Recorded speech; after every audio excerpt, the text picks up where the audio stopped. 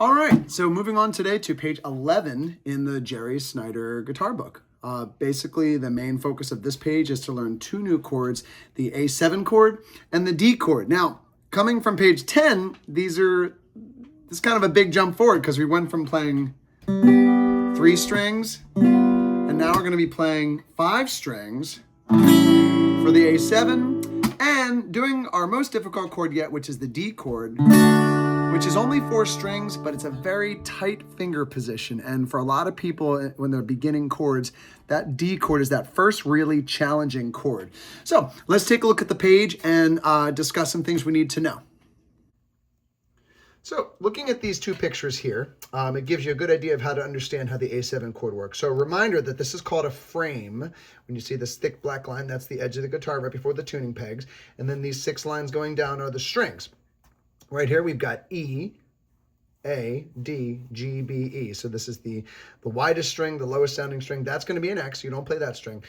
You're going to aim your pick at the lower 5 strings, which, if I just quickly bring my guitar into focus here, we're going to be doing 1, 2, 3, 4, 5.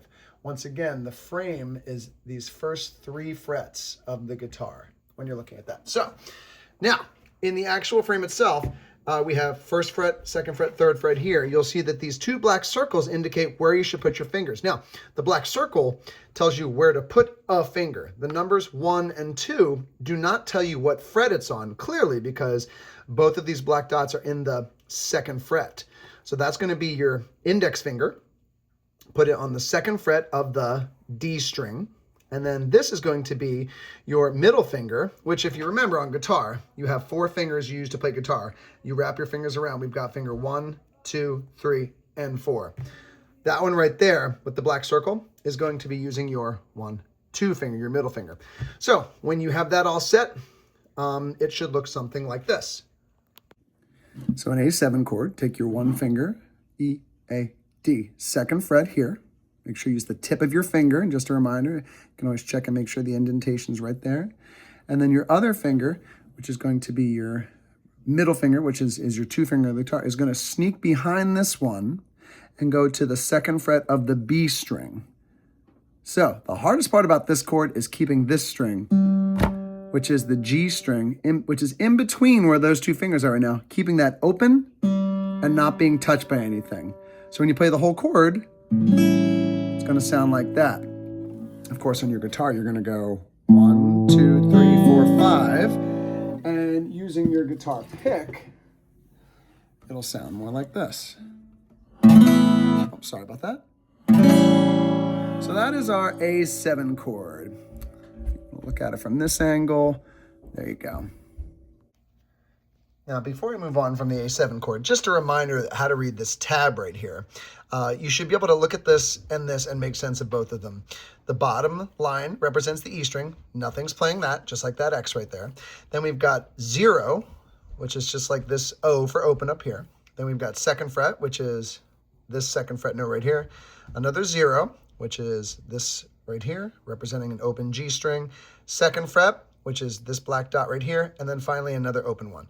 So you can try this example over here, number 4. Basically just strumming A7. I would continue to play 1 string at a time as you go to make sure each one is sounding nice and clear and there's no buzzing sound. Now the D chord, take a look at the frame here. We've got X, X, which means the first 2 strings don't get played. Then we've got an O, or you can 0, whatever you prefer to think of it as, on the D string. So D is going to be open. Now this is where it's going to get a little confusing. We've got 3 black circles here. We're going to use index finger, middle finger, ring finger. 1, 2 finger, 3 finger. We rarely use our pinky at these early stages. And then of course the tab is nothing here, open D, 2nd fret on the G string, 3rd fret on the B string, 2nd fret on the E string. So when you get all that into position, it looks like this. Now, the D chord is going to look like this. There's a lot of different ways you can approach playing this chord. I like to, personally, I always find that I end up putting my 3 finger down here first on the 3rd fret of the B string, and then I take my other 2 fingers and I place them down there. Eventually, these 2 fingers right here should get used to kind of plopping down at the same time, in my opinion. You might want to even try doing that. which of course is just the second fret of the E string and the second fret of the G string. And then maybe try doing that separately. It's almost like you have to get used to like, okay, this finger's here, these fingers are here. Now, in order to check and make sure that you're doing this correctly, I always recommend that people take a good look at their fingers, right? To make sure they're tall enough, because if you have your fingers flat like that, laying down, they're gonna end up resting on a different string and it just won't, it'll end up getting sounds like this, buzzy sounds. So make them nice and tall, like they're going straight down, and it should sound like this. Check one string at a time to figure out if any of them are buzzing. That's a nice clean sound. And all together, should sound like this. Now, when you're playing this hand, it can be a little tricky to only hit 4 strings. Sometimes you might hit the A string by accident, which isn't the end of the world because it actually fits the chord, but you definitely don't want to hit this string because that, oops, sorry, had it in a different tuning there, sorry. If you do this, this one kind of creates this muddy note that doesn't belong. So always aim for those lower 4 strings. Before we move on to the rest of this page, this example right here, number 5, is just having you play the D chord on repeat. Once again, check one string at a time, make sure it sounds clear, and just practice strumming it and counting 4 chords at a time. Now in the second half of this page, there is a little box here about the substitute chord. Like if you're having a hard time playing the full chord, you could always leave out the B string note. Doesn't sound horrible, but I usually just skip over that part.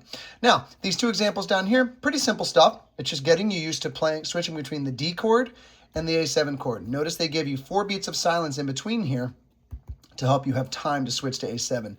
There's no repeat sign here, but I would recommend like going back and doing the whole thing again a few times. Maybe even start on the A7 instead. Like pretend this says A7. Do that for 2 measures, rest, and then switch to D. Now, Tom Dooley, the song, pretty simple stuff. You're gonna be looking at the chord symbols at the top. So it starts with the D chord. You're gonna play that for 4 beats. Then play another D chord for 4 beats in this measure. And even though they stopped drawing the slashes, which of course means to play a whole chord, this is still gonna be D because there's nothing new here. Then finally, when you get to the word cry and in measure 4, we switch to an A7. You stay there for 4 beats, another A7, A7, A7, and we finish with D. Let me demonstrate both of these songs for you now. Okay, example 6 sounds like this. 1, 2, 3, 4. I'll slow down a little bit. Now, 4 beats of silence, switching to A7, 3, 4.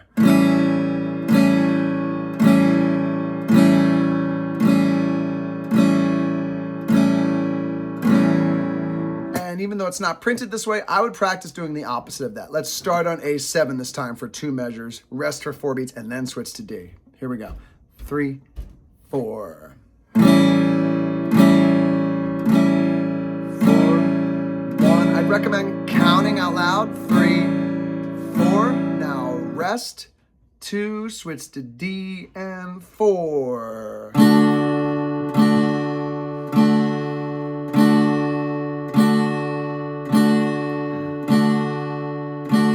Now, I'm going to sing Tom Dooley, but in your brain, if you're not, you can sing along, or if you'd rather, you can also just count to 4 out loud, so you keep track of what measure you're on. So here we go, Tom Dooley.